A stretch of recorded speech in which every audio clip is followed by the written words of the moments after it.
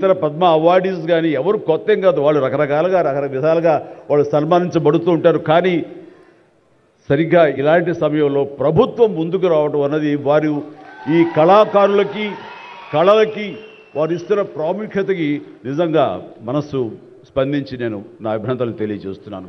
ఇందులో భాగంగా నిన్న మొన్న ముఖ్యమంత్రి గారు అనౌన్స్ చేశారు, ఇక్కడ నంది అవార్డ్స్ అనేవి ఒకప్పుడు ఇస్తూ వచ్చాము. నంది అవార్డ్స్ అనేది తర్వాత అదేదో గత చరిత్రలాగా అయిపోయి మాకు అందరికీ చిన్న డిసప్పాయింట్మెంట్ ఉంది అటు ఇరు రాష్ట్రాల్లో కూడా. అరే కళాకారులు ఇంత నెగ్లెక్ట్ చేస్తున్నారు, ఇంత నిర్లక్ష్యపరుస్తున్నారు, ఎందుకు ఉత్సాహపరచట్లేదు? అది పెద్ద గొప్ప విషయం కూడా కాదు అది. అండ్ అది ఇస్తే కనుక చాలామంది చాలా ఉత్సాహం ఉంటుంది, ఆ ప్రోత్సాహంతో మరింత ముందుకెళ్తారు. తద్వారా ఎన్నో సినిమాలు కానీ నాటకరంగం కానీ ఇవన్నీ అభివృద్ధి చెందుతాయి. తద్వారా ఎంతోమందికి ఎంప్లాయ్మెంట్ కానివ్వండి, ఎంతోమంది ప్రోత్సాహం కళాకారులు ఇంకొంచెం రావడం కానివ్వండి. ఆ రకంగా ఈ రోజున చూస్తే కనుక మన సినిమాలు ప్రపంచవ్యాప్తంగా ముందుకెళ్తున్నాయంటే అలాంటి ప్రోత్సాహం అలాంటి ఉత్సాహం ఉండబట్టే. సో ప్రభుత్వ పరంగా కూడా అలాంటివి ఉంటే కనుక ఇది మరింత ముందుకెళ్ళడానికి అవకాశం ఉంది. అది గుర్తెరిగి ఈ రోజున ఆ అవార్డులు మళ్ళీ మనం రెజ్యూమ్ చేస్తాం, మళ్ళీ తిరిగి మళ్ళీ ఇస్తామని ఆ నిర్ణయం తీసుకోవటం, దానికి పేరు ప్రజా గాయకుడు.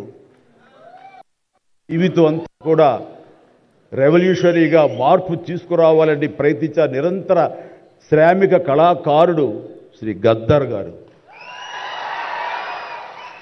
గద్దర్ గారి పేరున అవార్డులు ఇవ్వటం అన్నది ఎంతో సముచితం, ఎంతో ఆనందం, ఎంతో ముదాహం. అలాంటి నిర్ణయం తీసుకున్నటువంటి మా ముఖ్యమంత్రి రేవంత్ రెడ్డి గారికి, వారి సహచర్యులకి నేను మనస్ఫూర్తిగా నా హృదయ ధన్యవాదాలు ఈ సభాముఖంగా తెలియజేస్తున్నాను.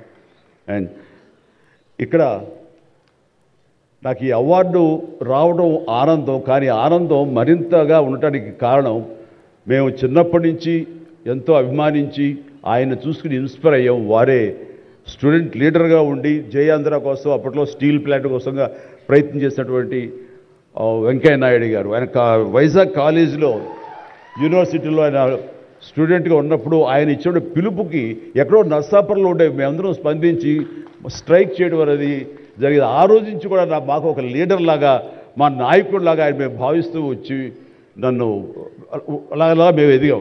ఆయన అప్పటి నుంచి అబ్జర్వ్ చేస్తూనే ఉన్నాను. ఆయన